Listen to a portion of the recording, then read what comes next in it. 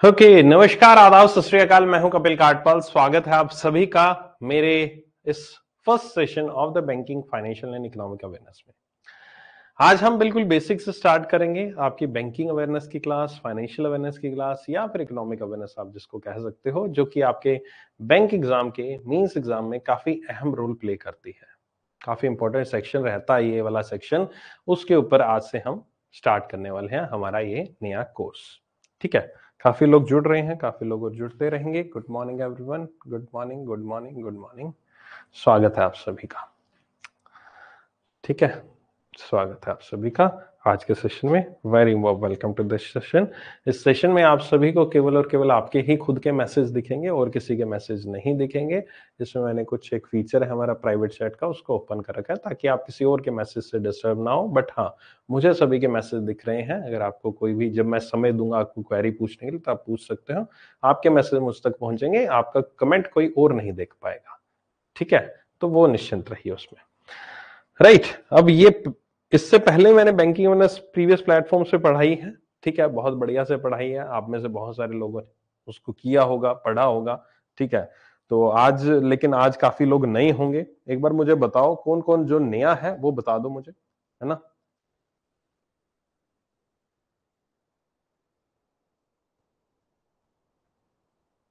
कौन कौन नया है, कौन कौन पहली बार मेरी बैंकिंग अवेयरनेस की क्लास को देख रहा है, कौन कौन पहली बार देख रहा है।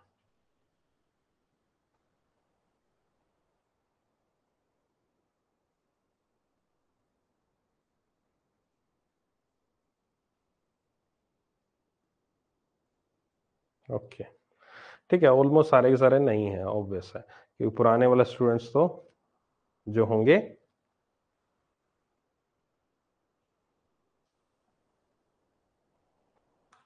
वो ऑलरेडी कर चुके होंगे, तो अब भाई खैर इतना समय भी नहीं है। खैर, तो हम नए स्टूडेंट्स के ऊपर ही फोकस करेंगे, बिल्कुल नए फ्रेश स्टार्ट ही करेंगे। तो जब भी मैं बैंकिंग अवेयरनेस स्टार्ट करता हूं तो मैं सबसे पहले, आप में से बहुत सारे स्टूडेंट्स का ये डाउट होता है कि सर ये प्रिपरेशन हम करनी कैसे होती है, तो मैं एटलीस्ट स्टार्टिंग में 15 से 20 मिनट उस चीज को बताने में लगाता हूं हमेशा इस तरह के मेरे कोर्स में, कि आपको जनरल अवेयरनेस को पढ़ना कैसे होता है, जनरल अवेयरनेस से बैंकिंग अवेयरनेस की वेटेज क्या है, किस तरह से होता है। उन सब चीजों के ऊपर मैं एक सेशन लेता हूं, थोड़ी बहुत बातें उनके ऊपर चलते हैं, ताकि आपके माइंड में एक चीज क्लियर कट हो कि हाँ, हमें इतना पढ़ना है, ये करना है। जनरल अवेयरनेस में हम किस तरह से मार्क्स स्कोर कर सकते हैं।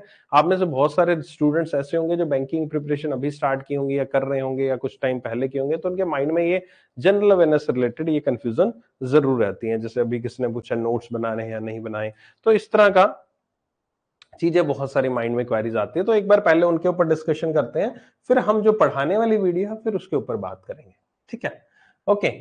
तो सबसे पहले जो आपका जनरल अवेयरनेस का पोर्शन है, वो जनरल अवेयरनेस का पोर्शन 3 पार्ट्स में डिवाइड होता है। एक होता है करंट अफेयर्स, दूसरा होता है बैंकिंग अवेयरनेस, तीसरा होता है स्टैटिक अवेयरनेस। तो बड़ा क्विकली चलूंगा इसके ऊपर।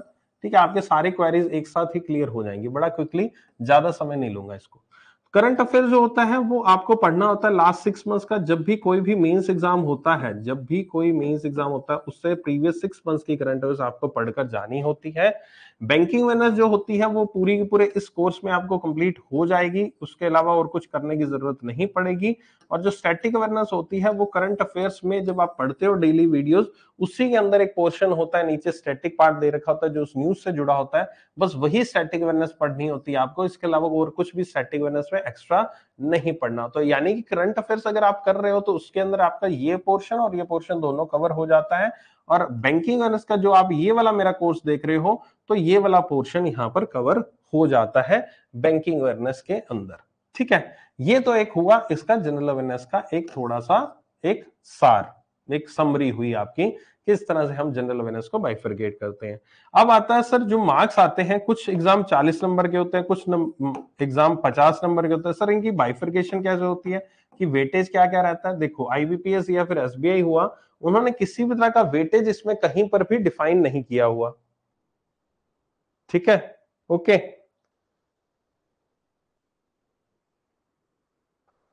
इसमें कहीं पर भी किसी भी तरह का वेटेज डिफाइन नहीं किया होगा। कितने भी क्वेश्चन सीए के आ सकते हैं, कितने भी क्वेश्चन बीए के आ सकते हैं, कितने भी क्वेश्चन एसए के आ सकते हैं। कहीं पर भी कोई भी डेफिनेशन नहीं है। लेकिन अगर मैं बात करूं मैक्सिमम वेटेज की, तो मैक्सिमम वेटेज आपका करंट अफेयर्स का ही इसमें देखने को मिलता है। लेकिन करंट अफेयर्स में भी यहाँ पर कुछ बाइफर्केशन होती है, और वो बाइफर्केशन किस चीज की होती है? वो बाइफर्केशन होती है आपकी किसकी? वो बाइफर्केशन होती है, नेशनल न्यूज होती है, इंटरनेशनल होती है, स्पोर्ट्स की न्यूज होती है, ओबिचुरी होती है, इस तरह के अलग अलग बाइफर्केशन की कुछ कुछ खबरें देखने को मिलती हैं। ठीक है, इसमें से यहां पर एक पोर्शन होता है जो पोर्शन कहलाता है बैंकिंग अवेयरनेस का। अब सर ये क्या है? ये बैंकिंग अवेयरनेस तो यहां पर भी थी, अब ये बैंकिंग अवेयरनेस यहां पर भी है, तो दोनों में डिफरेंस क्या है? तो दोनों में बेसिकली डिफरेंस ऐसा है कि यहां पर आपका जो ये बैंकिंग अवेयरनेस है, ये करंट अफेयर्स के अंदर जो बैंकिंग की न्यूज आती है, अगर आप करंट अफेयर्स पढ़ते हो तो उसमें स्पेसिफिकली कुछ बैंकिंग की न्यूज आती है, स्पेसिफिकली बैंकिंग न्यूज, जो कि मैं अपनी करंट अफेयर्स की क्लास में सबसे पहले आपको कराता हूँ, डेली बेसिस पे 2-3 न्यूज कराता हूँ आपको, है ना। वो जो बैंकिंग की न्यूज है, वो न्यूज सबसे ज्यादा आपकी वेटेज रखती है इन 40 से 50 नंबर के लिए। सबसे ज्यादा क्वेश्चन, एटलीस्ट मान के चलो 10 से 15 क्वेश्चन आपको इस बैंकिंग अवेयरनेस के पोर्शन से मिल सकते हैं, उम्मीद है। इतने क्वेश्चन मैक्सिमम आ चुके हैं प्रीवियस एग्जाम में, तो उससे हम अनुमान लगा सकते हैं कि बैंकिंग अवेयरनेस जो करंट अफेयर्स की होती है, उसमें आपको मैक्सिमम क्वेश्चन मिलते हैं। तो क्या सर फिर बैंकिंग अवेयरनेस हम जो करंट अफेयर्स पढ़ रहे हैं उसी में से बैंकिंग अवेयरनेस कर लेते हैं, फिर आपके कोर्स वाली बैंकिंग अवेयरनेस करने की क्या आवश्यकता है? बिल्कुल सही बात है। लेकिन बात ऐसी है कि जो बैंकिंग अवेयरनेस आप करंट अफेयर्स में पढ़ते हो, ये आपको फुल फ्लेज न्यूज तब तक समझ नहीं आ सकती जब तक आप ये जो मैं कोर्स करवा रहा हूं, इस कोर्स को आप कंप्लीटली कर ना लो। और ये उस कोर्स को करने के बाद ये न्यूज तो समझ में आएंगी, बाकी आपकी बेसिक अंडरस्टैंडिंग बैंकिंग अवेयरनेस की बहुत ज्यादा बढ़ जाएगी, जो कि आपकी फर्दर करंट अफेयर्स के न्यूज को समझने में काम आती है, आपके डेली एडिटोरियल्स जो आप फाइनेंशियल वर्ल्ड के पढ़ते हो उनको समझने में काम आती है, आपके जो रीडिंग कॉम्प्रिहेंशन इंग्लिश में आते हैं उनको समझने में काम आती है, आपके मेंस एग्जाम में जो डिस्क्रिप्टिव राइटिंग होती है उनको लिखने में काम आती है, और साथ ही साथ इंटरव्यू में अगर आपका जो वेटेज उसमें भी कुछ डिफाइन नहीं है, लेकिन अगर मैं प्रीवियस क्वेश्चंस कैंडिडेट से पूछूं तो उनमें से मान लीजिए उनसे किसी से 10 क्वेश्चन पूछे गए हैं, तो उसमें 10 में से 5 से 6 क्वेश्चन इसी बैंकिंग अवेयरनेस में पूछे जाते हैं जो आप मेरे साथ इस कोर्स में पढ़ने वाले हो। तो ये बैंकिंग अवेयरनेस आपके केवल और केवल एग्जाम रेलेवेंट नहीं है, जबकि आपके इंटरव्यू में भी रेलेवेंस अपना उतना ही रखती है जितना अभी आपको इसमें जो मैं पढ़ाने वाला हूं। तो इसलिए इस कोर्स को करने की जो महत्वता है, वो यहां पर एक पर्टिकुलर एग्जाम से जुड़ी नहीं है, उसकी वर्सटैलिटी है, डाइवर्सिफिकेशन कई जगह है, इंग्लिश में भी काम आएगी, इंटरव्यू में भी काम आएगी, और आपकी जो नॉलेज है बैंकिंग अवेयरनेस की वो भी बढ़ाएगी, और साथ ही साथ जो आपकी करंट अफेयर्स की जो खबरें हैं उनको समझने में बहुत आसानी हो जाएगी आपकी। ठीक है, लाइक दी आज ही एक न्यूज आई थी पैन कार्ड फॉर्म 60 से रिलेटेड, जो कि मैं आपको इस आज सुबह करंट अफेयर्स की क्लास में उसके ऊपर जिक्र किया गया था, मैंने बड़ा उसके लिए 10 मिनट मैंने 5-10 मिनट दिए थे। लेकिन यहां पर जब मैं वो बैंक कार्ड और बैंकिंग अवेयरनेस जो पोर्शन जो फॉर्म 60 के केवाईसी वगैरह पढ़ाऊंगा, तो केवाईसी पढ़ाने बढ़ाने मुझे यहाँ पर एक क्लास शायद 1.5 क्लास भी लग जाए, ठीक है, 1.5 से 2 घंटे उसको केवाईसी को पढ़ाने, जो मैंने वहां पर 5-10 मिनट में पढ़ाई। तो वहां पर वो क्योंकि करंट अफेयर्स होते हैं तो 5-10 मिनट में हम उसके रिवीजन वगैरह कर लेते हैं, यहाँ पर पूरा डिटेल में हम बेसिक से करते हैं उस चीज को कि हाँ कैसे कैसे स्टेप बाय स्टेप चीजें चलती हैं। ठीक है, तो आई होप कि ये एक बेसिक सा क्राइटेरिया आपको समझ में आ गया होगा कि हाँ जनरल अवेयरनेस क्या होता है, किस तरह से पूछा जाता है, क्यों पूछा जाता है, कितने मार्क्स का पूछा जाता है, ये सब चीजें आपकी एक बाइफर्केशन हो गई। ठीक है, अब यहां पर नेक्स्ट चीज आपके मन में एक चीज और आती है कि सर इसको कितनी बार, मतलब ये कोर्स अगर आप कर लेंगे या कितना लंबा ये कोर्स चलेगा? देखो बेसिकली ये कोर्स की अभी तक क्लासेस जो शेड्यूल की है वो 31 तारीख तक की है, इसके अलावा भी होंगी क्लासेस, ऐसा नहीं है 31 तारीख तक की क्लासेस चलेंगी।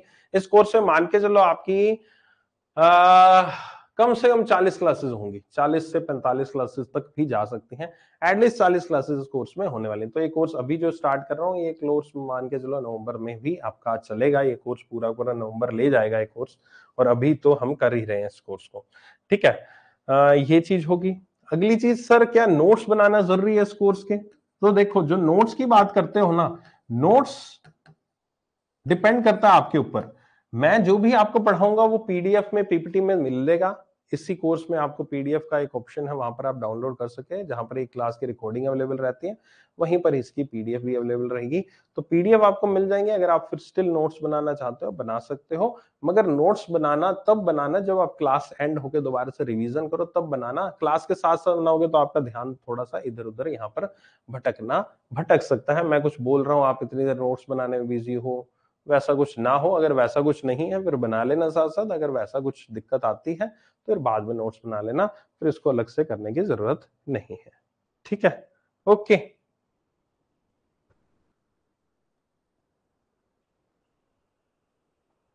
हाँ कर लो विवेक, कोई दिक्कत नहीं है। देनी है तो वो मार्च में तो आएगा, तो उसके लिए अभी से सी, हाँ जी सोनालिका, बस वही है 40, सॉरी क्या पूछ रहा था, LIC, हाँ उसमें आएगा, आएगा उसमें आएगा। CS 6 मंथ्स का आता है ना, मैंने बोला ना मेंस एग्जाम से पहले 6 मंथ्स का। ठीक है, हाँ SBPO मेंस मैंने बोला नवंबर तक हो ही जाएगा। ठीक है, RRBPO इंटरव्यू, हाँ RRBPO इंटरव्यू अगर प्रिपेयर कर रहे हैं तो हो जाएगा, उसके लिए भी बहुत, तब तक तो आपके इंटरव्यू 1 तारीख से स्टार्ट है ना, तब तक तो बहुत क्लासेस हो जाएंगे, तब तक तो बहुत कुछ क्लियर हो जाएगा इसमें। अगर RRBPO के इंटरव्यू के लिए देख रहे हो तो भी देख सकते हो, बहुत बढ़िया देख सकते हो। ठीक है, आई होप कि ये बेसिक्स जो कुछ चीजें थी जो आपकी जनरल अवेयरनेस प्रोजेक्ट से जुड़ी हुई हैं वो आपको मैंने क्लियर कर दी हैं। अब आपको थोड़ा सा क्लैरिटी मिल जाएगी कि हमें बैंकिंग अवेयरनेस क्यों करना है, क्योंकि काफी सारे स्टूडेंट्स ये सोच के बैंकिंग अवेयरनेस नहीं करते, अरे इसमें क्या ही है, बैंकिंग अवेयरनेस काहे करनी है। ठीक है, ये थोड़ा सा है, और मैं ये नहीं कहूंगा पूरी तरह से गलत है, क्योंकि हो सकता है उनकी थिंकिंग अलग हो, उनकी सोच अलग हो बैंकिंग अवेयरनेस से रिलेटेड, लेकिन जिसको करनी है वो करेगा और वो अच्छा स्कोर करेगा भी, वो उससे बेटर स्कोर करेगा जिन्होंने बैंकिंग अवेयरनेस नहीं करी है। ये चीज आपको खुद फील हो रही होगी जब आप करंट अफेयर्स पढ़ते हो, तो कई सारी बैंकिंग खबरें आपको समझ नहीं आती। अगर आप बैंकिंग की तैयारी कर रहे हो और आप बैंकिंग अवेयरनेस और करंट अफेयर्स में बैंकिंग न्यूज को नहीं पढ़ रहे हो ना, तो फिर आप बहुत बड़ी गलती कर रहे हो, क्योंकि सबसे ज्यादा काम ही वही चीज आनी है। आप जिस सीट पे बैठने वाले हो उसी सीट से संबंधित आप खबरें नहीं पढ़ रहे, उस सीट से संबंधित आप अवेयरनेस नहीं पढ़ रहे, करंट अफेयर्स नहीं पढ़ रहे, तो फिर यार काहे काहे, तो वो चीज इंटरव्यू में समझ आ जाएगी ना आपको। तो ये लगता है आप लोग इंटरव्यू के बारे में तो सोचते नहीं हो कभी, जब आप एग्जाम की तैयारी करते हो ना, इंटरव्यू को तो लाइटली लेते हो। अब तो अरे इंटरव्यू का तो क्या है, सोचेंगे जब होगा तब देखेंगे ना, अभी तो काहे करना, अभी तो काहे तकलीफ लेनी है ना। तो ये काहे तकलीफ लेने वाली कहानी ना फिर बाद में गड़बड़ कर जाती है। फिर जब इंटरव्यू नजदीक आता, अरे इस कपिल सर ने कहा था, अरे सर ने कहा तो बैंकिंग अवेयरनेस पढ़ी नहीं बैंकिंग अवेयरनेस, तो अब क्या करें। बस यही तो फिर फर्क है। अगर टाइम निकालना चाहोगे किसी चीज के लिए तो टाइम जरूर निकलेगा, टाइम निकालना ही नहीं चाहोगे किसी चीज के लिए तो नहीं निकलेगा, फिर कभी नहीं निकलेगा टाइम। ठीक है, ओके ओके, बढ़िया बात। स्क्रीन कट रही है, फुल करने कट रही है, कटनी तो नहीं चाहिए भाई साहब, बिल्कुल सही सपाट सही चल रही है। बाकी सब की कैसे चल रही है। पीसी में उसको डाउनलोड कर सकते, बिल्कुल डाउनलोड हो सकते हैं, बिल्कुल पीसी में डाउनलोड नहीं होगी, ऑफलाइन डाउनलोड होगी। आपकी ये क्लासेस भी ऑफलाइन डाउनलोड कर सकते हैं, मतलब ऑफलाइन इन द सेंस कि बाद में क्लासेस आपकी ऐप के अंदर ही आप ऑफलाइन डाउनलोड कर सकते हो, देख सकते हो, कहीं कोई दिक्कत नहीं आती। ठीक है, ठीक है, सही है, बराबर है, ओके ठीक है। डबल टैप करो, ठीक हो जाएगा स्क्रीन। स्टार्ट करें सेकंड। ओके, जो पुराने स्टूडेंट हो गए उनको नया फील हो रहा होगा ना, अरे सर बोर्ड पे पढ़ेंगे बैंकिंग अवेयरनेस, ठीक है। इसलिए इंटरफेस लिया गया है यार, पहले वो बैठ बैठ के ना पढ़ा कर ना बोर से हो गए। अभी करंट अफेयर्स पढ़ाते हैं तो यूट्यूब पे पढ़ाते हैं, कितनी बड़ी स्क्रीन पे पढ़ाते हैं, मजा आता है पढ़ाने में, मजा आता है, ऐसे बात करने में मजा आता है ना। आपको तो पता ही है, मैं पीछे देखकर तो पढ़ाता ही नहीं हूँ स्क्रीन के ऊपर, मैं तो अपना बोलता रहता। वहां पर क्या होता था, बैठ कर पढ़ाता ना, वहां पर अब मुझे तो खुद समझाना होता था ऐसे, है ना। अब मुझे मजबूरी में मेरी चेहरा आता था छोटा सा और स्क्रीन दिखती थी बड़ी, जबकि मेरी स्क्रीन, कई कई तो ऐसी क्लासेस मैं पढ़ाता हूँ बैंकिंग अवेयरनेस की जिसमें मुझे ये पेन का इस्तेमाल ही नहीं करता था। अगर आप पुराने स्टूडेंट हैं तो आपको पता होगा, मैं कई बार एक एक पूरा पूरा चैप्टर ऐसे ही समझा देता था, बिना कोई स्लाइड के, बिना पीपीटी के, ऐसे ही बोलता रहता था। वो समझ आता रहता, बच्चों के दिमाग में घुसता रहता, बाद में नोट्स दे दिया, उसको पढ़ लिया, है ना, ऐसा होता था ना। तो फिर वो बैठ के वो फील नहीं आते, अब खड़े हो गए पढ़ाने में ऐसी फील आएगी। कुछ नया, कुछ मजा आ रहा होगा ना आपको इन क्लासेस में, डेफिनेटली आई होप सो कि आपको इन क्लासेस में ज्यादा मजा आए प्रीवियस प्लेटफॉर्म से, राइट, ओके। एक्सेस कराए जिन्होंने आपका एक्सक्लूसिव बैच लिया है, हाँ बिल्कुल हो जाएगा। नहीं तो आपका जो इस पैकेज, एनुअल वाला पैकेज है ना, इसके अंदर भी पीडीएफ और क्विज़ ऑटोमेटिकली अपडेट होते हैं। वो बाई चांस ऑटोमेटिकली अपडेट हुई नहीं होंगी, लेकिन इसमें भी ऑटोमेटिक वो अपडेट, जो क्रॉसवर्ड के अंदर अपडेट होता है वो ऑटोमेटिक एनुअल वाले में आ जाता है। ठीक है, स्टार्ट करें सेशन, रेडी हो आज के सेशन के लिए बढ़िया से, ओके। और जिन लोगों को नहीं पता उनको बता दूं, मैं यहाँ पर ऑलरेडी 2011 से बैंक में जॉब कर रहा था, ठीक है, अब नहीं कर रहा फिलहाल। मैं 12 साल मैंने बैंक में जॉब की है, तो एटलीस्ट जो बैंकिंग अवेयरनेस की जो नॉलेज है और जो बैंकिंग अवेयरनेस पढ़ाने का मेरा तरीका है वो आपको सबसे बेस्ट मिलेगा, क्योंकि एक बैंकर जब बैंकिंग अवेयरनेस पढ़ाता है ना तो ये अलग लेवल पे पढ़ाएगा। एक कोई किताब से पढ़कर पढ़ाना है ना, नहीं ना, एक अपने एक्सपीरियंस से पढ़ाना। 12 साल बैंक की नौकरी में इतना कुछ सीख लिया, इतना कुछ सीख लिया कि मुझे एटलीस्ट बैंकिंग अवेयरनेस को पढ़ाने के लिए किसी किताब को पढ़ने की जरूरत ना पढ़ी है आज तक और ना पढ़ने वाली है। ये सब मेरा एक्सपीरियंस है, सब आरबीआई के सर्कुलर्स हैं, सब बैंक के मेरे हमारे इंटरनल सर्कुलर्स होते थे। डेली बेसिस पे जो लोगों को लोन देना, अकाउंट ओपन करना, उसी से समझ सब चीजों की लग जाती है और वही चीज मैं आपको क्लास में बढ़ाता हूँ। और एक दिन जिस दिन आप बैंक में ट्रेनिंग लेने जाओगे ना, जिस दिन ट्रेनिंग करोगे आप, उस दिन जो चीजें मैं पढ़ा रहा हूँ ना वो चीजें वहां पर आपको पढ़ा रहे होंगे और आपको उस दिन मेरी पक्का याद आएगी। आप कहोगे कि सर ये चीज, मन में सोचोगे अरे यार ये चीज तो कपिल सर ने पहले ही पढ़ा दी, हम क्या ही पढ़े। तब बोर हो गए। बाकी लोग तुम्हारे नोट्स बना रहे होंगे, वहां पर कॉपियां चल रही होंगी, सामने देख रहे होंगे ऐसे ऐसे, और उनके फिर टेस्ट होंगे वहां पर, है ना, जाने से पहले एग्जिट टेस्ट लेक्चर वगैरह देने होते हैं आपको, कुछ होते हैं। तो वो लोग बड़े टेंशन में रहेंगे 13-14 दिन, तुम लोग बड़े रिलैक्स रहोगे। क्यों? कि तुम्हें मैंने सारा कुछ पहले ही पढ़ा दिया। ठीक है, तो वो भी टेंशन है, तब तुम और मौज करना, उसकी टेंशन मत लेना।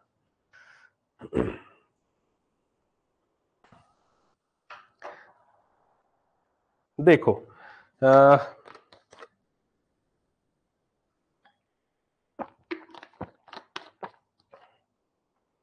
जनवरी में खत्म हो जाएगा। हाँ बेटा, जनवरी में खत्म हो जाएगा तो जनवरी तक जो कोर्स आएंगे वो देख पाओगे बस आप, उसके बाद के फिर नहीं देख पाओगे आप। ठीक है।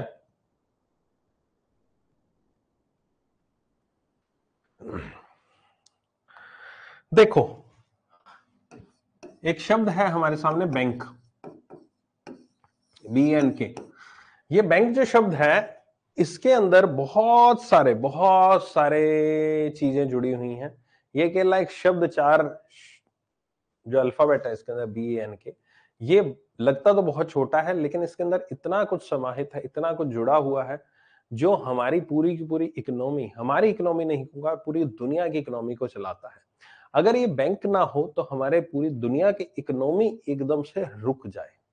रुक कैसे जाए?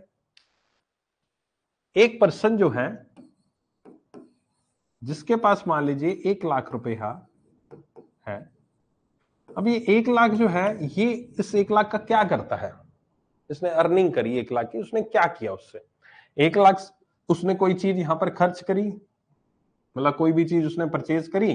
क्या परचेज किया? घर का राशन पानी वगैरह परचेज किया। ठीक है।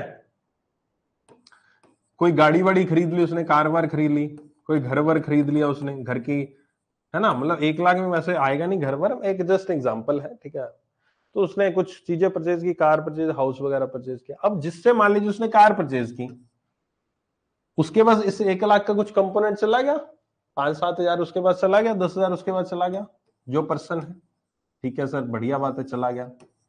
अब ये 10 हजार जब इसके पास गया तो इसने भी उस 10 हजार से कुछ ना कुछ किया होगा, कुछ ना कुछ घर के लिए जरूरत है, उसने भी राशन पानी खरीदा होगा, हो सकता है उसने अपने लिए भी कार खरीदी हो।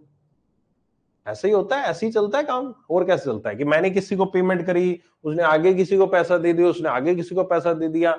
अगर आप मुझे यहाँ पर पैसा दे रहे हो इस कोर्स का, तो मैं उसके लिए अपने घर का राशन पानी कुछ खरीदूंगा, कोई मैं अपने लिए कोई कारबार या कोई भी चीजें आइटम्स हैं जो मुझे जरूरत है मैं उनको खरीदूंगा, है ना।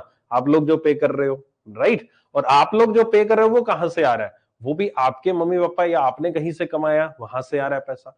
अब ये सारा पैसा आ तो रहा है, घूम भी रहा है एक जगह से दूसरी जगह पैसा, लेकिन बात आती है कि इस पैसे को यहां पर हम और कैसे बेहतर तरीके से यूटिलाइज कर सकते हैं, या फिर इस पैसे को एक कहते हैं ना कि बिल्कुल एक तरीके से आप फाइनेंशियल प्लानिंग के साथ, जिसको आप कह सकते हो एक तरीके के साथ, एक सही तरीके के साथ जो इस्तेमाल करने का जो एक वे है, वो किसके थ्रू होता है? वो होता है बैंक चैनल के थ्रू, बैंक के थ्रू। ये बैंक्स जो है इसी पैसे को रोटेट करने में बहुत अहम भूमिका निभाते हैं। मैं अगर आपको कहूं कि अगर आपको एक कार खरीदनी है और कार की कीमत 15 लाख रुपए है, एक आप घर पे रखा हुआ 15 लाख रुपए लेकर बैग भरकर, अब तो 2000 के नोट भी बंद हो गए, पहले 500 के नोट है, 500 के आप नोट लेकर जाएंगे, 15 लाख रुपए के उठाकर बैग में भारी बस्ता उठाकर उनको पास लेके जाओगे, फिर वो उसको गिनेंगे, करेंगे, टाइम लगेगा। पॉइंट ऑफ व्यू समझ रहे हो? दूसरी तरफ कि अगर आप यही पैसा जो आपके पास है 15 लाख रुपए, उसको आपने कहीं पर बैंक में जमा कराया हो और बैंक के चैनल के थ्रू अगर आप पैसा दे रहे हो उनको, तो उससे क्या होगा? पहली चीज, बेसिक चीज तो ये होगी, ऑब्वियस है कि सर इतना बड़ा बोझ लेकर जाने की आवश्यकता नहीं पड़ेगी, वेट लेकर जाने की आवश्यकता नहीं पड़ेगी, उनको गिनने की आवश्यकता नहीं पड़ेगी। ठीक है? तो बैंकिंग जो है वो हमारे लिए इस तरह की काम को आसान बना देती है कि आपका जो पैसा है उसको सुरक्षित रखना। पहला, फर्स्ट एंड फॉरमोस्ट, जब बैंक की शुरुआत हुई थी तब सबसे पहली चीज दिमाग में यही आई थी कि बैंक जो है वो आपके पैसे को सुरक्षित रखता है। आपने जो भी पैसा कमाया है उस पैसे को सेफ रखता है। आप उस पैसे को बैंक में जमा कराते हो और बैंक वाले आपके बिहाफ पर उसको आपके एक अकाउंट जो ओपन करते हैं उसमें जमा करा देते हैं और आपका पैसा सुरक्षित रहता है। चोरी चकारी डकैती या कहीं भी किसी भी तरह का नुकसान होता है आपके घर में जब पैसा पड़ा होता है तो वो नहीं होता, क्योंकि बैंक में आपका पैसा सुरक्षित है।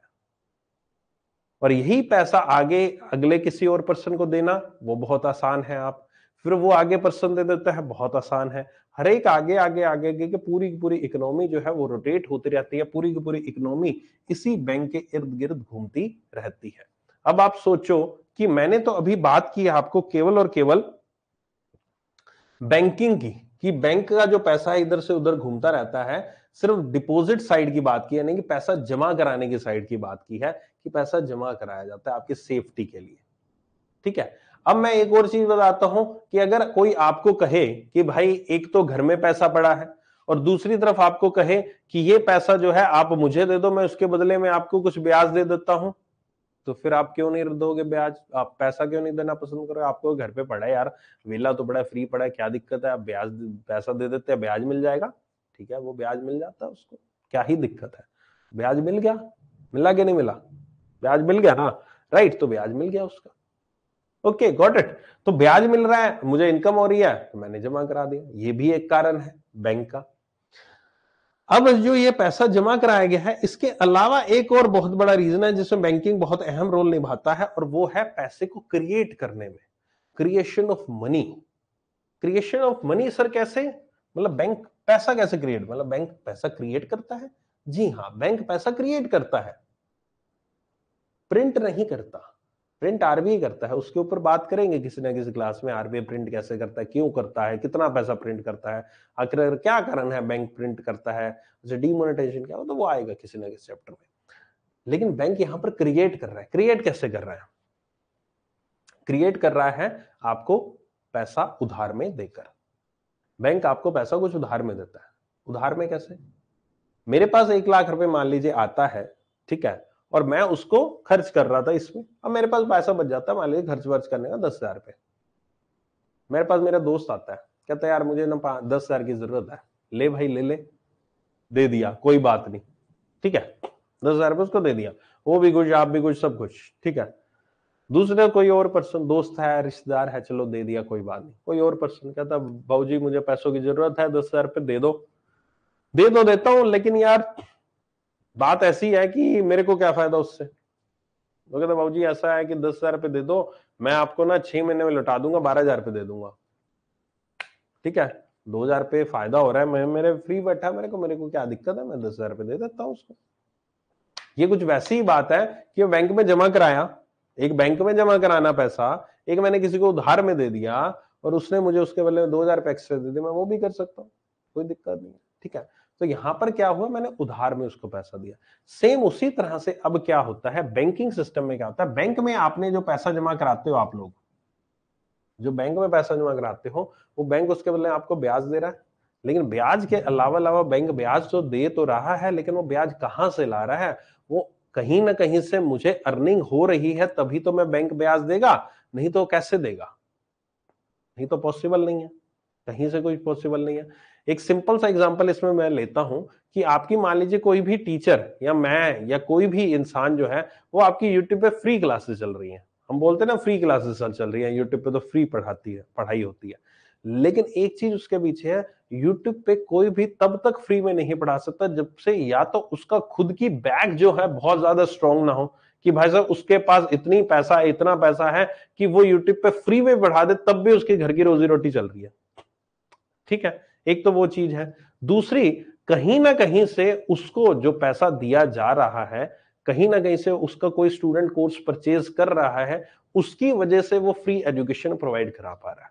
अगर मान लीजिए अभी आपने इस कोर्स को परचेज करने देखने के लिए कुछ पैसा जो मुझे दिया है, उस पैसे में से कुछ कंपोनेंट मेरे लिए भी है, मेरे परिवार के लिए भी है, मेरे बाकी साथियों के लिए है, मैंने जो एम्प्लॉइज रख रखे हैं उनकी घर की रोजी रोटी चलाने के लिए भी है।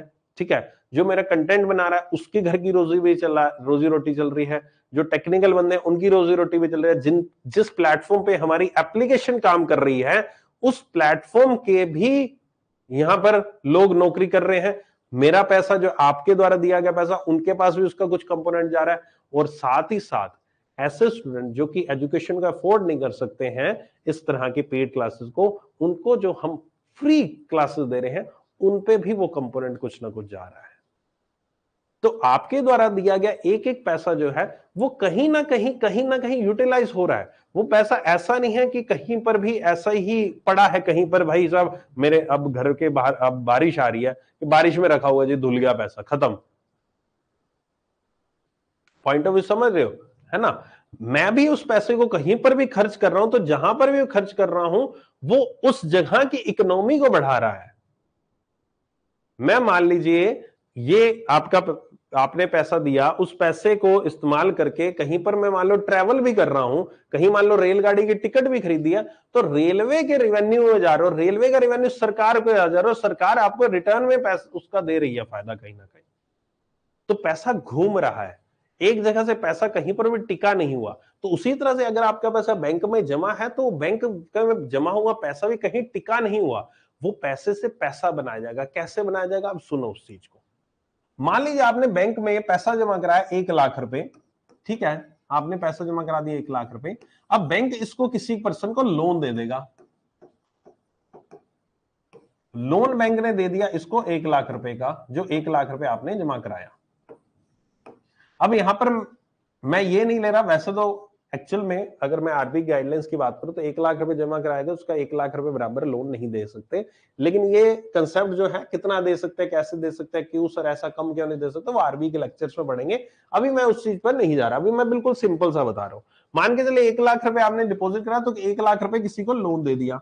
अब इसको लोन जो दिया गया था वो किसके लिए दिया गया था, वो घर परचेज करने के लिए दिया गया था, इस पर्सन को घर खरीदना था, उसके लिए 1 लाख रुपए दे दिया गया था। अब जिससे इसने घर खरीदा उसको 1 लाख रुपए पहुंच जाएगा, पहुंचेगा नहीं पहुंचेगा? इसको घर मिल गया और बैंक से इसने 1 लाख रुपए उठा के उस पर्सन को दे दिया। अब ये जो पर्सन है इसने क्या किया, ये ऑब्वियस 1 लाख रुपए हो सकता है घर की जरूरतों के लिए कुछ खर्च कर दे, इसने कोई राशन पानी खरीद लिया, बाकी 80,000 बचा, 80,000 इसने क्या किया, 80,000 इसने जाकर बैंक में जमा कर दिया, वापस इसने अपने बैंक अकाउंट में जमा कर दिया। किया कि नहीं किया? और जो 20,000 खर्च किया था इसने अपना अलग से, जो राशन पानी खरीदा था घर से, वो जिस पर्सन ने किया था उसने भी अपने बैंक अकाउंट में वो 20,000 जमा कर दिया। बैंक ने 1 लाख रुपए दिया था लोन के फॉर्म में, बैंक के पास वापस से ये पैसा वापस पहुंच गया है। अब ये बैंक के पास जो पैसा पहुंचा, इसके बाद 80,000, उसके बाद 20,000, बैंक ने फिर से क्या किया, इस 20,000 को आगे किसी को लोन दे दिया और इस 80,000 का बैंक ने किसी को आगे लोन दे दिया। आप ये देखो, केवल ये 1 लाख रुपए ही है और ये कितने लोगों के हाथों में पहुंच रहा है। मैं इसमें से अभी माइनस नहीं कर रहा चीजों को, इसमें 1 लाख का 1 लाख फिर से बता रहा हूं नहीं पहुंचता, कुछ कंपोनेंट माइनस होता रहता है, जो कि reserve bank of India guideline है, बैंक को अपने पास सेफ रखना होता है रिजर्व के फॉर्म में, वो कंपोनेंट नहीं ले रहा मैं अभी। ठीक है, पॉइंट ऑफ व्यू समझ गए कि मनी कैसे क्रिएट हो रही है, कि 1 लाख रुपए एक ही था और वो कितने लोगों के हाथों में एक्सचेंज होता होता होता होता, और वो एक्सचेंज किसके थ्रू है, वो एक्सचेंज बैंक के थ्रू हुआ है, वो एक्सचेंज बैंक के थ्रू हुआ है। ठीक है, अगर वो बैंक ना होता तो कहीं ना कहीं ये पैसा जो है क्या होता, लोगों के घर पे पड़ा रहता। मुझे अगर आज की डेट में 1 लाख मिले और मुझे बैंक ब्याज ना दे, मैं क्या सिर्फ सेफ्टी के लिए अपने घर पे पैसा रखूंगा, बैंक में जमा कराऊंगा? नहीं, बहुत सारे ऐसे लोगों की सोच होगी, क्या ही करना है बैंक में जमा करा के, ब्याज तो मिलता नहीं है, घर पे रख लेते हैं ना इस पैसे को। एक सोच आएगी ना। और बैंक जब ब्याज देता है 3%, 4%, 6%, हाँ हाँ बैंक में जमा कराते हैं ना, क्या ही दिक्कत है, चाहे सेविंग अकाउंट में क्यों ना पड़ा। समझ में आई मेरी बात? दिमाग थोड़ा सा घुमा, है ना? मस्त तरीके का घुमाया ना दिमाग कि सर यार बात तो सही है सर, 1 लाख रुपए था ना, कितने लोग, इसने घर खरीद लिया 1 लाख से, इस भाई ने अपना राशन घर का खरीद लिया, इसने 80,000 बैंक में जमा करा दिया, बैंक ने फिर 80,000 का कहीं और लोन दे दिया, वो बंदा कोई और काम करने लग गया 80,000 से, उस बंदे ने बिजनेस कर लिया भाई साहब, वो तो 80,000 लेकर लोन लेकर वो उसका बिजनेस बढ़ रहा है, उसकी इकोनॉमी वगैरह वगैरह, वो घर के रोजी रोटी चल रही है, उसके घर की रोजी रोटी से 1 लाख रुपए से सर इतने घर पर रोजी रोटी चल रहा है, क्या बात कर दी, मजा आ गया ये तो। जी हाँ, ये सब बैंक के थ्रू ही पॉसिबल है। बैंक ना हो तो ये सब चीजें रुक जाएं, थम जाएं, लोग पैसे को अपने घर पे दबा के बैठे रहें, और वो 1 लाख का 1 लाख वहीं पड़ा रह जाएगा, फिर आगे किसी को मिलेगा ही नहीं। क्लियर एकदम? बताओ जरा कमेंट्स में, समझ में आया, मजा आया?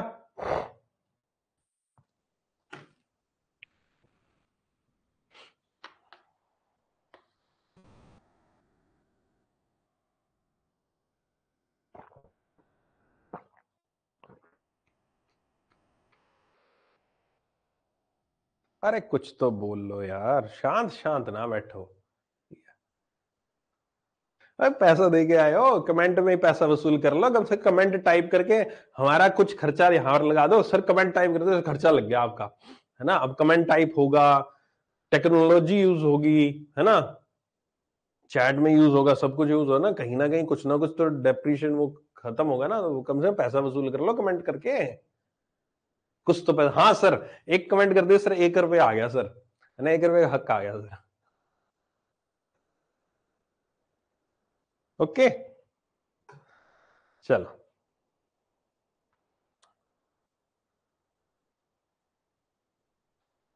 बहुत बढ़िया। अभी तो वैसे आपको अपना कमेंट ही दिख रहा होगा सिर्फ, और किसी का कमेंट दिख नहीं रहा होगा, है ना? हाँ पहले मिल जाते जॉब आ जाती सर। अरे बच्चा ऐसा मत बोल लो ना, कोई बात नहीं, वो जिसकी जब किस्मत होती है ना तभी मिलता है यार उसको, है ना? सही बात है ना। अब जरूरी नहीं होता ना कि सब टीचर्स आपको उसी वक्त मिल जाए जब आपको जुड़ी हुई है किस्मत, बस आपकी शायद मुझसे किस्मत जुड़ी हुई है कि सर आपसे मिलेंगे, तो फिर उसके बाद वही है ना, कनेक्शन है कि कहाँ पर कनेक्शन किसका बैठता है, 1,80,000 20,000 का कहाँ किसके साथ बैठ रहा है, क्या पता यार, सब कनेक्शन का खेल है। कमेंट नहीं दिख रहा, बस खुद का ही दिख रहा है, कमेंट बॉक्स अजीब सा लग रहा है, हा हा हा हा। ठीक है, अच्छी बात नहीं है यार, कमेंट सेक्शन में किसी और का कमेंट नहीं दिख रहा है ना, नहीं तो फिर वो हो जाता है, फिर अब पता है क्या होता है, उसका कमेंट सेक्शन में नहीं दिखता ना, कि किसी और का कमेंट दिखता ना, फिर शाम को एक किसी ए पर्सन का ना, ए मेल का बी फीमेल के पास टेलीग्राम पे मैसेज आता है, हाय क्या तुमने मुझे पहचाना, मैं वही हूं जो क्लास में आज सर की क्लास में आया था, कमेंट कर रहा था, अच्छा मुझे इसमें एक डाउट है, क्या मेरा डाउट क्लियर कर दोगी, है ना? एटलीस्ट वो चीज तो नहीं होगी ना अब।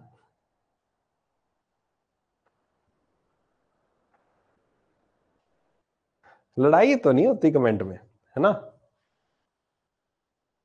कमेंट में लड़ाई तो नहीं होती। Paid, as far I know paid course में सब सीरियस होते हैं यार, है ना? यूट्यूब पे चलो चलती है सब चीजें, पेड में सब सीरियस होते हैं। काफी बच्चे तो कमेंट भी नहीं करते और चुपचाप अपना पढ़ते रहते हैं। अभी कुछ लोग सोच रहे सर पैसा दिया सर पढ़ाओ सर, क्या बातें कर रहे हो। चलो आगे चलते हैं, ठीक है? क्लियर है एकदम बढ़िया से? तो अभी हम इससे क्या समझे, हाँ, इससे क्या समझे, इससे जो भी समझे उसको एक बार एक और पीपीटी ऐड करनी पड़ेगी, मुझे देख दो।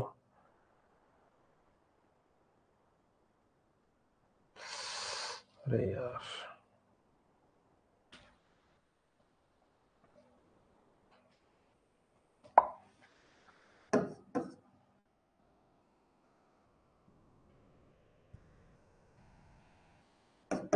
सो जो बैंक है वो यहां पर मेजरली दो फंक्शंस यहां पर कैरी करता है, एक करता है डिपॉजिट एक्सेप्ट करता है बैंक, और दूसरा यहां पर लोन्स देता है, लोन्स एंड एडवांसेस। लोन्स और एडवांस शब्दों में भी डिफरेंस होता है। आप हमेशा लोन्स पढ़ते हो ना, लोन्स लोन्स लोन्स, और कई जगह एडवांसेस पढ़ते हो, दोनों में डिफरेंस है। जब मैं लोन्स एडवांसेस का चैप्टर पढ़ाऊंगा तब समझाता हूं इसको, ठीक है। ओके, डिपॉजिट लेना और लोन्स एंड एडवांसेस। डिपॉजिट मैंने आपको समझा दिया कि आप डिपॉजिट कैसे, और लोन्स वगैरह भी एक बेसिक सा आइडिया दे दिया। ये दो मेजरली बैंक के फंक्शन होते हैं, है ना। अब ये देखो, मैं इस चीज को समझाने में आपको हो सकता है मैं 5 मिनट में समझा देता स्टार्टिंग में। बैंक के दो फंक्शन है, देखो बेटा, डिपॉजिट एक्सेप्ट करना, लोन्स एडवांसेस। अब इससे आपको क्या समझते, वही रट्टा मारते आप, sir there are two functions of the banks, deposit and loans advances. अरे ये थोड़ी ना होता है भाई, कुछ अलग तरीके से बताना ही बनता है। रीजन तो बताओ इसके पीछे कि भाई डिपॉजिट क्यों लिया जाता है, लोन्स एडवांसेस दिया क्यों जाता है, कारण क्या है उसके पीछे। और कारण मैंने अभी आपको एक साइकिल के थ्रू, मैंने आपको सर्कल के थ्रू, मनी सर्कुलेशन के थ्रू समझाने का प्रयास किया, ठीक है। ओके, अब यहां पर ये बेसिक डेफिनेशन जो बैंक की, ये तो है ही, लेकिन इस बेसिक डेफिनेशन के अलावा आजकल बैंक जो है वो और बहुत सारे काम कर रहा है, बहुत सारे फंक्शंस हो चुके हैं बैंक के। और जितने ज्यादा फंक्शन होते जा रहे हैं उतनी उतनी ये बैंकिंग अवेयरनेस जो है वो बढ़ती जा रही है, उतना सिलेबस बढ़ता जा रहा है। अब वही बात होगी, आज से जब मैं बहुत साल पहले पढ़ाया करता था तब हम यहाँ पर सिर्फ आरटीजीएस एनईएफटी पढ़ाया करते थे, और आज की डेट में आरटीजीएस एनईएफटी के अलावा हमें यूपीआई भी पढ़ाना पड़ रहा है, हमें एटीएम तो खैर पढ़ानी है, क्रेडिट कार्ड पढ़ाना पड़ रहा है, एईपीएस पढ़ाना पड़ रहा है, यूपीआई लाइट आ गया है वो पढ़ाना पड़ रहा है, ना जाने क्यूआर कोड पढ़ाना पड़ रहा है, ना जाने कितनी सारी चीजें और एड ऑन आती रहती है वो पढ़ाना पड़ रहा है, ई रूपी पढ़ाना पड़ रहा है ना। तो वो जी बैंकिंग अवेयरनेस की सिलेबस ही बढ़ा रही है और कुछ नहीं कर रही है। पिछली चीजें इतनी अबॉलिश होती नहीं जा रही हैं, लेकिन आगे आगे चीजें बढ़ती जा रही हैं। हाँ, कुछ चीजें अबॉलिश होती जा रही हैं तो उनको मैं फिर वो अपनी बैंकिंग अवेयरनेस का पार्ट नहीं रहता है, ठीक है। अब यहां पर जो मैंने आपको बेसिक सा आइडिया दिया, ये सारा का सारा आइडिया आपको आगे जो मैं एक आज आपको पीपीटी प्रोवाइड कराऊंगा उसमें मैंने एक आपको कॉमिक्स दे रखी है। ये कॉमिक्स यहाँ पर रिजर्व बैंक ऑफ इंडिया की ही एक ऑफिशियल कॉमिक्स है। जी हाँ, जो मैं कॉमिक्स दूंगा या मैं जो भी पढ़ाऊंगा ना वो रिजर्व बैंक ऑफ इंडिया का ऑफिशियली डिक्लेयर्ड सर्कुलर्स है। मैं कहीं पर भी कोई भी ऐसा डाटा किसी बुक से या मन घड़ंत नहीं लेकर आता। जो भी चीजें मैं आपको पढ़ाता हूँ, जो भी नोट्स में देता है, as it is reserve bank of India के सर्कुलर्स होते हैं, रिजर्व बैंक ऑफ इंडिया की गाइडलाइंस होती है, वहीं से ही मेरा कंटेंट पूरा पूरा बैंकिंग अवेयरनेस का बनता है। क्योंकि अगर मैं कहीं और से बनाऊंगा तो ऑथेंटिकेट सोर्स नहीं है। Reserve bank of India is the only authenticate source जिसको मैं मानता हूं आपकी बैंकिंग अवेयरनेस का, ठीक है। यहां पर आपको एक कॉमिक्स दे रखी होगी, यहां पर आपको आगे मैं कहूं दूंगा आपको ये वाली comics, Raju and the money tree. ये आपके पढ़ने के लिए होगी। वैसे मैंने प्रीवियस जो प्लेटफॉर्म पे कोर्स कराया था उसमें कॉमिक्स पढ़ाई थी क्लास में मैंने, लेकिन आई थिंक अब आप इतने समझदार हो, मैं कॉमिक्स को पढ़ाने में इतना ज्यादा समय नहीं लगाऊंगा। लेकिन आप इस कॉमिक्स को पढ़ लेना। इस कॉमिक्स को पढ़ने के बाद थोड़े बहुत पेज होंगे, आपको बहुत ज्यादा कुछ चीजें समझ में आएंगी, आपको बैंकिंग की नॉलेज होगी, बैंकिंग कैसे, जो मैंने अभी आपको बताया बस वही चीज आपको कॉमिक्स में मिलेगी। लेकिन इस कॉमिक्स में आपको कुछ और टर्म्स भी मिलेंगी, बहुत सारी और टर्म्स मिलेंगी। तो उन टर्म्स को, नई टर्म्स होंगी जो अभी तक मैंने नहीं बताई है, उन टर्म्स को अभी इतना मत सोचना, वो टर्म्स भी अभी थोड़ी दिनों में आपकी आगे आने वाली क्लासेस में कवर हो जाएंगी, ठीक है। वो सारी की सारी ही चीजें कवर हो जाएंगी। ये कॉमिक्स है राजू और दी मनी ट्री की। मनी ट्री होता है, मनी, पैसा वगैरह वगैरह, बैंक आएगा, इसमें सब कुछ आएगा। आप में से बहुत सारे लोगों ने हो सकता है पहले पढ़ी हो इस कॉमिक्स को, नहीं पढ़ा है तो आराम से तसल्ली से पढ़ लीजिएगा, मजा आएगा आपको पढ़कर, आपको एक चीज समझ में आएगी, ठीक है। लेकिन कहीं ना कहीं कुछ चीजें हो सकता है कि आपको ना भी समझ में आए, तो टेंशन मत लेना कि लाइक जिसमें नॉमिनेशन की बात की जाएगी, इसमें कुछ और लोन्स की बात थोड़ी सी डिटेल में की जाएगी, ज्वाइंट अकाउंट की बात की जाएगी, तो वो टेंशन मत लेना, वो सब मैं यहाँ पर समझाऊंगा बाद में आने वाले लेक्चर में, जैसे यहाँ पर लिखा हुआ है, ठीक है। क्लियर है, समझ में आई कॉमिक्स? आज आपको मजा आएगा इसको पढ़ने में, है ना। आराम से रात को सोने से पहले या जब भी है ना, तब पढ़ना। पढ़ाया था, ठीक है। 2 बार पढ़ी है। चलो, अब आगे चल रहे हैं। आगे अब मैं पर्टिकुलरली एक ऑफिशियल डेफिनेशन पे चलता हूं आपकी बैंक की। बैंक की जो ऑफिशियल डेफिनेशन है वो क्या कहती है, वो कहती है according to section 5B of banking regulation act, एक बैंकिंग जो टर्म दे रखी है, इसका मतलब होता है एक्सेप्टिंग, एक्सेप्ट करना। क्या एक्सेप्ट करना? डिपॉजिट एक्सेप्ट करना। किस लिए एक्सेप्ट करना? For the purpose of lending, loan देने के लिए। मैं डिपॉजिट एक्सेप्ट कर रहा हूं for the purpose of lending, loan देने के लिए, और इन्वेस्टमेंट, इन्वेस्टमेंट के लिए भी। इन्वेस्टमेंट सर, इन्वेस्टमेंट का क्या मतलब है सर? ये यहां पर ये समझ नहीं आया। देखो, जो भी आप पैसा डिपॉजिट करते हो बैंक में, उसको बैंक केवल और केवल लोन देने के लिए इस्तेमाल नहीं करता, नहीं करता। उसमें से कुछ पोर्शन आपका बैंक के द्वारा इन्वेस्ट भी किया जाता है, कुछ पोर्शन। कितना पोर्शन डिपेंड करता है रिजर्व बैंक ऑफ इंडिया के ऊपर, आरबीआई कुछ गाइडलाइन जारी करता है उसके अकॉर्डिंग यहां पर आपका। तो यानी कि आप जो डिपॉजिट दे रहे हो वो केवल और केवल लोन देने के लिए इस्तेमाल नहीं करता, बैंक उसको इन्वेस्ट भी करता है। इन्वेस्ट कहां करता है? इन्वेस्ट यहां पर बैंक करता है अपने फाइनेंशियल मार्केट्स में। कैपिटल मार्केट, स्टॉक मार्केट हुई, दूसरी कंपनीज के शेयर्स हुए, आपकी मनी मार्केट हुई, आपकी अलग अलग म्यूचुअल फंड्स कंपनीज हुई, उसमें इस तरह से बैंक इन्वेस्टमेंट करता है अपनी। वो जो भी कहां कहां इन्वेस्टमेंट होती है, कैसे होती है, उसके ऊपर जब बैंकिंग अवेयरनेस हमारी कंप्लीट हो जाएगी, हमारी फाइनेंशियल अवेयरनेस शुरू होगी, तो उसमें मैं सारा का सारा आपको पढ़ाऊंगा, उसमें आपको सारा करवाने वाला हूं। ठीक है, तो ये जो इन्वेस्टमेंट आपकी की जाती है, ये भी बहुत इंपॉर्टेंट पार्ट बनता है आपका बैंकिंग को करने का।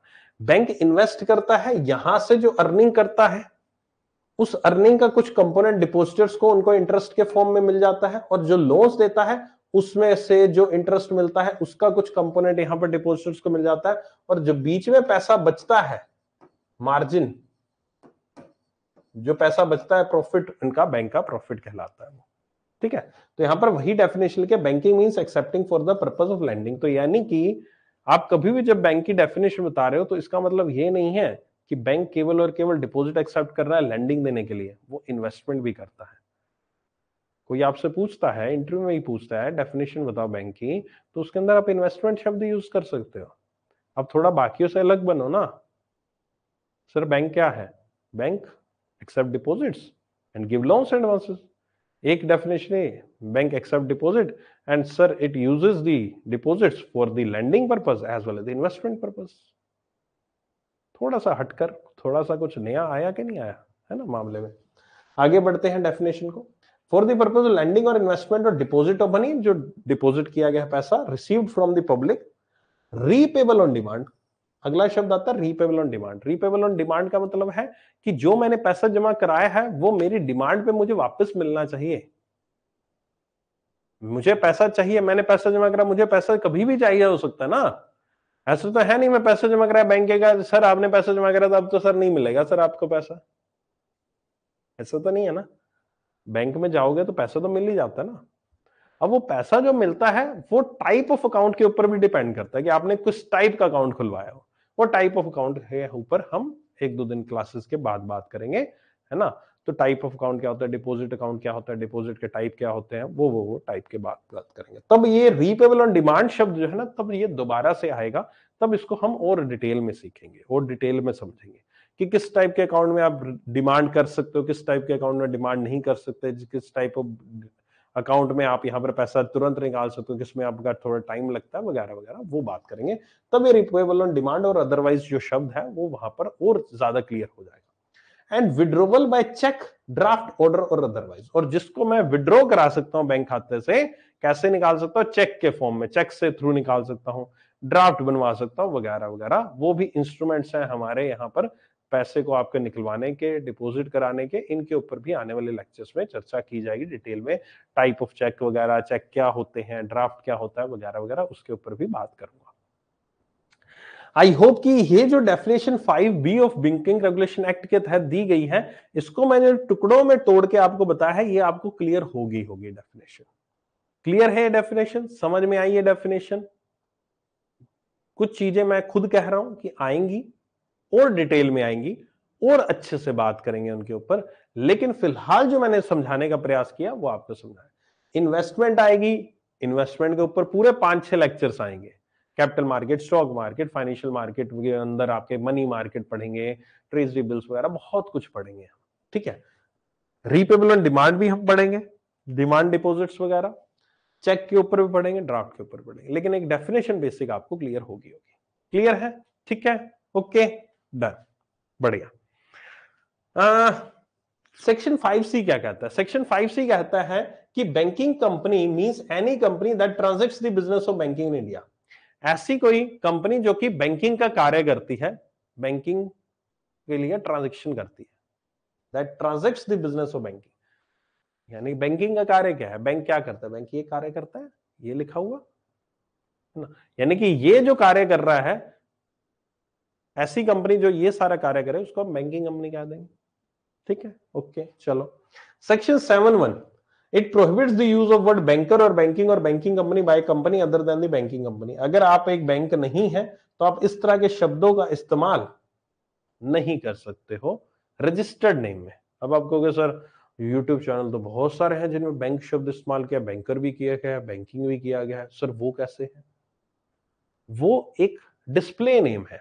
अगर मैं उन्हीं नेम्स को रजिस्टर करवाने जाऊंगा ना, मैं उन नेम्स को कहूंगा कि हाँ भाई इनका मुझे पेटेंट दे दो, इस नाम के मुझे ये जीएसटी रजिस्ट्रेशन दे दो, इस नाम से मुझे ये उद्यम आधार दे दो, उद्योग आधार जो भी होता है आपके, उद्यम रजिस्ट्रेशन करा दो, तो वहां पर वो नहीं करेंगे, रजिस्ट्रेशन नहीं होगा। ये प्रोहिबिट का मतलब यहाँ पर रजिस्ट्रेशन से है ना। क्योंकि जब भी मैं इस तरह की ये चीज पढ़ाता हूँ शुरू हो जाता है, सर उन फला टीचर का तो सर बैंक उनका नाम है, ये चैनल का है, सर उनका भी नाम है, मेरा भी बैंकर्स नीति था, है ना, चैनल जो मैं पहले चलाता था जिसपे, है ना, सर वो भी था, ये भी था, सर ये ऐसे कैसे है सर, फिर ये ऐसे कैसे हो सकता है सर, नाम कैसे इस्तेमाल किया उन्होंने? नहीं कर सकते, रजिस्टर्ड नेम नहीं रख सकते ना बच्चा, नाम तो इंसान ने रखा ही हुआ है, क्या ही दिक्कत है ना। सर वाई अदरवाइज, अक्षत अभी आएगा, मैंने वही कहा है ना कि अदरवाइज मतलब कि किस तरह से हम उसका पैसे को इस्तेमाल कर सकते हैं, क्योंकि अकेला विड्रॉ नहीं होता ना, पैसा ट्रांसफर भी होता है। तो मैंने वही कहा कि इस डेफिनेशन में जितनी चीजें मैंने समझाई है समझ में आ गई है, बहुत बढ़िया बात है। कुछ चीजें अगर आपको नहीं भी क्लियर हुई हैं तो इनकी एक एक चीजों को तोड़ तोड़ के आगे आगे चैप्टर्स बनेंगे। इन्वेस्टमेंट के ऊपर कम से कम 5-6 चैप्टर बनेंगे, ठीक है। रीपेबल डिमांड के ऊपर 2 चैप्टर बनेंगे, विड्रॉवल बाय चेक अदरवाइज के ऊपर 2-3 चैप्टर, 4-5 चैप्टर और बनेंगे, ठीक है। तो अभी टेंशन मत लो उस चीज की, सब आएगा। आज तो बिल्कुल एक आइडिया दे रहा हूं यार, बैंक क्या है, नथिंग एल्स। सेक्शन 7(2) क्या कहता है? Prohibits the use of such words by an individual और ग्रुप और इंडिविजुअल और फर्म, ठीक है, वो किसी के द्वारा यूज नहीं कर सकते। तो ये आपका एक बेसिक बैंकिंग की पूरी पूरी यहां पर एक डेफिनेशन अलग अलग तरीके से यहां पर मेंशन कर रखी है, ठीक है। ओके, क्लियर है एकदम, मजा आया, समझ में आया? चलो आगे चलते हैं। So from the definition, two important function of commercial bank emerge: accept on deposit, lending of funds और investment भी कह सकते हो, ठीक है। For centuries, banks have borrowed and lent money to the business, trade, people, charging interest on loans, paying interest on deposit. These two are the core activities of the bank. ये 2 core activities हैं यहाँ पर आपकी bank की। ये क्या हो रहा है?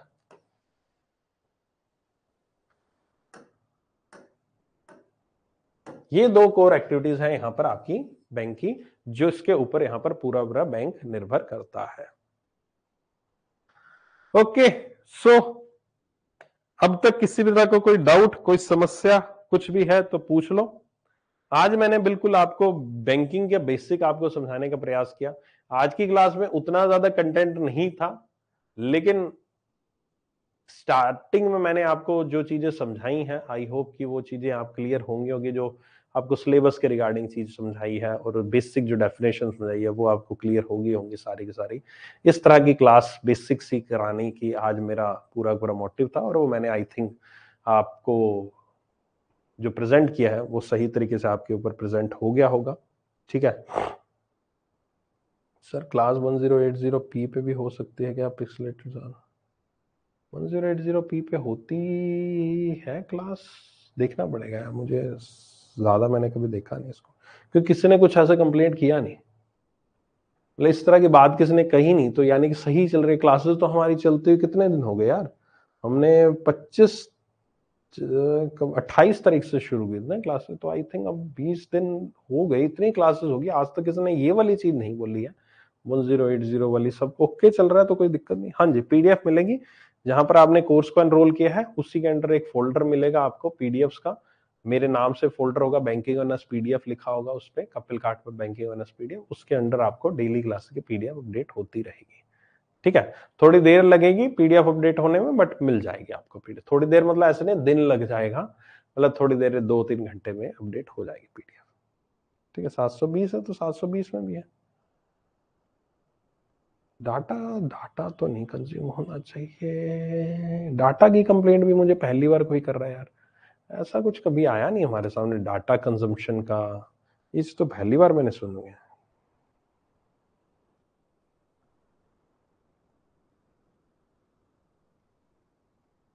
1080 अगर नहीं ऑप्शन तो फिर नहीं होगा, वो चीज फिर हो ही नहीं पाएगी यार।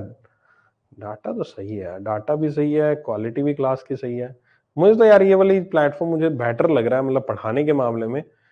मतलब मुझे एक इश्यू जरूर आया है जो मेजरली काफी स्टूडेंट्स का आया है क्लासेस के मामले में, जो कि कोई और इश्यू हमने अपनी क्लासेस में आज तक कोई इश्यू नहीं देखा, सिर्फ एक इश्यू जो देखा है वो मैं साफ साफ बोलता हूँ, आपके साथ भी कईयों के साथ हुआ होगा, बाद में वो चीज सही होगी होगी, सर रिकॉर्डिंग क्लासेस नहीं दिखती है, सर रिकॉर्डिंग क्लास देख रहे हो तो बफर हो रहा है। ये चीज जरूर मैं मानता हूँ, काफी जगह पर काफी स्टूडेंट्स को इश्यू आया था, लेकिन वो रिजोल्व भी हो गया। वो बेसिकली बात है कि आप या तो बहुत पुराना वर्जन इंटरनेट एक्सप्लोरर का, क्रोम का, या जो भी ब्राउजर है उसका यूज कर रहे हो, या आपकी विंडो बहुत पुरानी है, या फिर एंड्रॉइड का फोन बहुत ज्यादा पुराना है, तो उन केसेस में यहाँ पर इश्यू आया है। नहीं तो बाकी तो बहुत स्मूथ क्लास चली है। आई डोंट थिंक कि कोई भी किसी भी तरह का टेक्निकल इश्यू यहाँ पर मेजोरिटी ऑफ स्टूडेंट्स को आया हो, है ना। ओके, देखते हैं अभिषेक, देखते हैं, कर सकते हैं, मैं बात कर लूंगा, क्योंकि अभी तक किसी ने 1080 वाली रिक्वेस्ट कर ही नहीं है। मुझे एक्चुअली में पता भी नहीं था कि 1080 का है या नहीं है, क्योंकि अगर ऐसी कोई दिक्कत होती स्टूडेंट्स को तो ऑब्वियस है वो लोग रेज कर दे, तो फ्रॉम वेरी फर्स्ट डे। आज 20 दिन बाद कोई पर्सन रेज कर रहा है। ठीक है, पीडीएफ नहीं है 13-14 अक्टूबर की, नहीं यार अपडेट कर दिया यार, ऐसा मत बोलो। नहीं, कंसोलिडेटेड पीडीएफ इसकी नहीं मिलेगी यार, इसको बनाने में बहुत टाइम लग जाएगा, अभी बना ही नहीं है यार। फिर पता है क्या होता है, मैं एक चीज और बता देता हूँ, जो चीज तुम कह रहे हो ना A4 बैंकिंग वेलनेस की पीडीएफ, अभी आप लोग ना मेरे से क्वालिटी कंटेंट ले रहे हो, मिल रहा है, ठीक है। अगर ऐसी चीज जब बन जाती है ना A4 की, तो फिर ना वो चीज ना सर्कुलेट बहुत ज्यादा होती है, ठीक है, बहुत ज्यादा सर्कुलेट होती है, और फिर आपको खुद को लगेगा कि सर ये क्या हो गया कि हमने इतना ये दिया वो दिया पैसा दिया, और सर ये चीज ऐसे से चली गई, है ना। वो आपको दुख लगेगा। और आई थिंक जो मैं पीपीटी देता हूँ इससे भी आप अच्छे से पढ़ सकते हो, ऐसा कुछ नहीं, इसमें भी पढ़ने में आपको दिक्कत नहीं आएगी, कोई परेशानी नहीं आएगी। अच्छा, आज की क्लास यहीं पर एंड हो चुकी है। अगर किसी को जाना है तो मैं बोलना भूल गया, नॉर्मली मैं बोल देता हूँ, किसी को अगर जाना है तो जा सकता है। आज की क्लास में मैं इतना ही करवाऊंगा, और मैं आज की क्लास में नहीं करवाने वाला हूँ, ठीक है।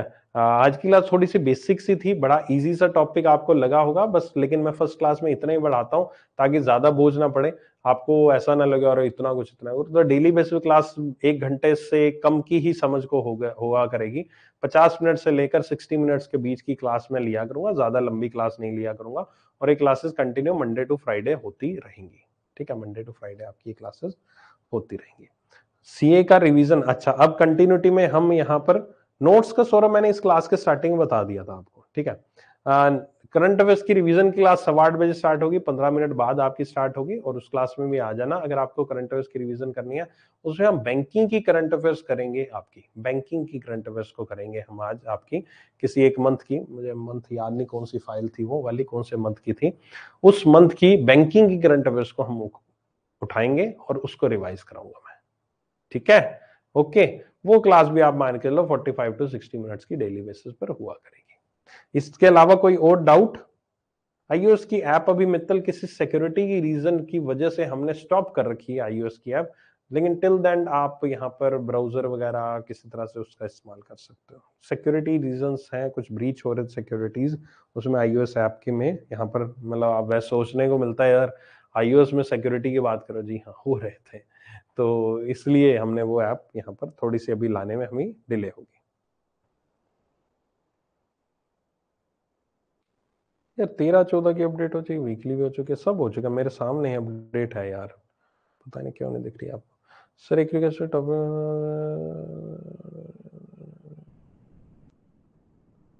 हाँ मैं दे ही देता हूँ, पीडीएफ तो मिलेगा। सीए के एमसीक्यूज क्रॉसवर्ड, अगर आपने ये पैकेज खरीद रखा है ना, आपको क्रॉसवर्ड का एक्सेस है, अगर आपने 1199 वाला पैकेज खरीद रखा है, ठीक है, और आपके पास क्रॉसवर्ड का एक्सेस है, तो आप डेली क्विजेस वीकली क्विजेस वहां पर आप लगा सकते हो, ठीक है। अगर आपने मान लीजिए एक 649 वाला आया था, एक 750 वाला आया था, एक 400 वाला पैकेज आता है, अगर आपने वो वाले खरीदे हैं उसमें क्रॉसवर्ड का एक्सेस नहीं है। इसके अलावा आपने 1199 या फिर क्रॉसवर्ड का एक्सक्लूसिव पैकेज, ये 2 पैकेज खरीद रखे तो आपको क्रॉसवर्ड का एक्सेस है, आप क्रॉसवर्ड उसमें इस्तेमाल कर सकते हो। या फिर एनुअल भी अगर आपने ले रखे हैं, एनुअल हमारे सब्सक्रिप्शन जो 4000 समथिंग की है, उसमें भी आप क्रॉसवर्ड का एक्सेस कर पाओगे। ठीक है, मैं अपडेट है, ओके मैं देख लेता हूँ। सर आरबीपी इंटरव्यू, हाँ जी हो जाएगा आशीष, बिल्कुल हो जाएगा, हो जाएगा। ठीक है सर, बता दूंगा मैं, डन है। ठीक है, व्हाट्स द टॉपिक टुमारो? कल आपको ऐसा टॉपिक कराएंगे जो आपने आज तक पढ़ा नहीं होगा, जो आपको बैंकिंग में कोई नहीं पढ़ाता। कल आपको ऐसा टॉपिक पढ़ाएंगे, आप कहोगे सर ये टॉपिक, ऐसा टॉपिक, मजा आएगा। कल के टॉपिक का बैंकिंग से ये नहीं कहूंगा दूर दूर तक नाता नहीं है, लेकिन बड़ा क्लोज नाता है, लेकिन उसको बैंकिंग अवेयरनेस का पोर्शन माना नहीं जाता। लेकिन कल जो मैं टॉपिक पढ़ाऊंगा ना, वो बैंकिंग अवेयरनेस का बहुत ही स्ट्रॉन्ग फाउंडेशन बनाएगा। मतलब अगले आने वाले जितने लेक्चर्स है ना, वो लेक्चर्स में कहीं ना कहीं हर एक लेक्चर में कुछ ना कुछ टर्म्स ऐसी आती रहेंगी, और उन टर्म्स को मैं कल की क्लास में समझाऊंगा। अगर कल की क्लास मिस हो जाती है ना, फिर आने वाले दिनों की जो क्लासेस होने वाले हैं उनमें हर एक दिन में एक टर्म आएगी, मैं ये कहूंगा यार वो सेकंड लेक्चर में पढ़ी थी ना तुमने टर्म, फिर अगले किसी लेक्चर में आऊंगा फिर बोलूंगा अरे वो तुमने सेकंड लेक्चर में टर्म पढ़ी थी ना। तो इसलिए कल की क्लास मिस मत करना, कल की क्लास बहुत इंपॉर्टेंट है, बहुत इंटरेस्टिंग है, बहुत नया कुछ। अभी फिर भी बैंकिंग की डेफिनेशन फिर भी आपने पढ़ी होगी, लोन्स एडवांस आपने कहीं ना कहीं सुना होगा। कल वाली चीज तो कहीं पर प्लेटफॉर्म से अवेलेबल ही नहीं होती, वो सिर्फ मैं आपको पेड में ही कराता हूँ। ठीक है, अच्छा जीए पैकेज में अपडेट है, चलो ठीक है करते हैं। बैंकिंग टर्मिनोलॉजी नहीं, कुछ और ही है, नया कुछ है। बीए कितना हो जाएगा मेंस तक? कौन से मेंस तक? आईबीपीएस पीओ मेंस तक तो मान के चलो हाफ हो जाएगा। ठीक है, एसबीए पीओ मेंस से पहले तो बीए करवा दूंगा, कंप्लीट हो जाएगा, मतलब नवंबर पूरा मंथ में मैं बीए कंप्लीट करा दूंगा आपको। ठीक है, चलो thank you, take care, bye bye, मिलते हैं फिर 10 मिनट में आपसे। किस क्लास में मिलते हैं? करंट अफेयर्स की रिवीजन क्लास में। और यार अब यहां तो कमेंट करने का ऑप्शन है नहीं, एक बार जाकर आज की करंट अफेयर्स की क्लास के नीचे जाके कमेंट कर देना कि आज की बैंकिंग अवेयरनेस की क्लास कैसी लगी। ठीक है, और हमारा इंटरफेस कैसा लगा उसके बारे में आज की मेरी करंट अफेयर्स की क्लास के नीचे जाके कर देना। ठीक है, और अगर आपके पास कंसोलिडेटेड पैकेजेस है ना, कॉम्बो पैकेजेस, जिसमें आपको मैथ्स की और रीजनिंग क्लासेस मिल रही हैं। आई नो कि आप में से बहुत सारे ऐसे स्टूडेंट होंगे जो मुझे अकेला फॉलो करते हैं, जो बाकी टीचर्स को फॉलो नहीं करते, लेकिन आप सभी से एक रिक्वेस्ट करूंगा, अगर आपने वो कॉम्बो वाला पैकेज खरीद रखा और आपके पास एक्सेस है बाकी टीचर्स की क्लासेस का, तो बाकी टीचर्स की क्लासेस को एक एक बार जाकर आजमा जरूर लेना। जब आप आजमाओगे तभी आपको कुछ समझ में आएगा, हो सकता है कि आपको बहुत ही ज्यादा बेहतर क्वालिटी मिल जाए। क्योंकि ये चीज मैंने नहीं बोली है, मैंने आज इतने दिनों बाद ये चीज क्यों बोल रहा हूं, मैंने आज तक अपनी करंट अफेयर्स की क्लास में ऐसी चीजें नहीं बोली हैं या कहीं पर भी। मैं इसलिए बोल रहा हूं क्योंकि आप ही में से कुछ स्टूडेंट जो मेरे स्टूडेंट थे, जो कहीं और से पढ़ते थे, लेकिन अब जाकर वो उन्होंने कॉम्बो पैकेज था, उन्होंने कहा चल सर आपकी क्लास देख रहे तो हमने देख ली स्मृति मैम की क्लास, हर्षल सर की, सर क्या बात है, मजा आ गया सर। मतलब reaction was like that, sir ये तो बहुत मतलब मजा आ गया, हम तो कर रहे थे, बहुत बढ़िया कर रहे थे, पहले भी बहुत बढ़िया कर रहे थे, अब सर उससे बढ़िया कर रहे हैं। तो एक बार जाकर कॉम्बो वाले पैकेज वाले अगर एक्सेस है उनकी क्लास का जरूर देख लेना। हर्षल सर की क्लास 11 बजे होती है, एक 3 बजे होती है। 11 बजे सर प्रीलिम्स कराते हैं, 3 बजे यहाँ पर सर मेंस कराते हैं। और स्मृति मैम की क्लास जो है शाम को 6 बजे होती है पेड प्लेटफॉर्म पे, जिसमें मैम मेंस, पहले अभी मेंस पे ऊपर फोकस है, आईबीपीएस पीओ मेंस करा रही है, और प्रीलिम्स का भी कुछ क्लास लेती है। वो 2 घंटे क्लास होती है शाम को 6 से 8, उसमें वो मेंस पहले कराती है फिर प्रीलिम्स भी कराती है, तो एक में ही वो दोनों क्लासेस लेती है। ओके, बाकी उनके यूट्यूब चैनल तो आपको पता ही है, जो स्मृति मैम 12:30 बजे यूट्यूब पे भी आती है। तो एक बार क्लास जाकर आजमा लो, एक बार क्लास जाकर देख लो। अगर एक्सेस नहीं है कॉम्बो का तो उनकी एटलीस्ट फ्री क्लासेस आप देख सकते हो। 12:30 बजे स्टडी नीति यूट्यूब चैनल पर आपको मेंस की क्लासेस डेली बेसिस मिल रही है, इतने महीनों से मिल रही है, अभी भी आगे मेंस की क्लास लोग एसबीआई पीओ प्री पढ़ा रहे हैं, हम आईपीएस पीओ मेंस पढ़ा रहे हैं। ठीक है, हमें व्यूज से मतलब नहीं, हमें सिलेक्शन से मतलब है। नो डाउट अगर हम एसबीआई पीओ प्री पढ़ा दें तो व्यूज ज्यादा आएंगे, लेकिन नहीं, हमारा फोकस है आईबीपीएस पीओ मेंस पहले क्लियर कराना, स्टूडेंट्स का सिलेक्शन कराना मैक्सिमम, जो कि हम हमेशा बने रहेंगे स्टूडेंट्स तक। ठीक है, अब मेंस नहीं पढ़ाएंगे तो फिर फायदा क्या? अब अगले साल भी यही हो, मान लीजिए अगर आपको प्री अभी आपको लगता है सर प्री पढ़ा दो, अगले साल कोई ऐसा हो कि आपको कोई मेंस पढ़ा ही ना रहो, तो फिर बुरा लगेगा ना, है ना। तो इसलिए मेंस पढ़ाया जा रहा है, अच्छे से पढ़ाया जा रहा है, 12:30 बजे स्टडी नीति पे और रात को 9 बजे लर्निंग कैप्सूल यूट्यूब चैनल पे। एक बार जाकर आज़माओ, एक बार देखो, हो सकता है आपको बेहतर से बेहतरीन कोई चीज़ मिल जाए। पसंद आता है तो कंटिन्यू रखना, नहीं पसंद आता तो कोई बात नहीं, जहाँ से पढ़ रहे हो वहाँ से पढ़ लेना, क्या ही फ़र्क पड़ता है, ठीक है? मिलते हैं फिर 10 मिनट में, नेक्स्ट क्लास में आ जाना।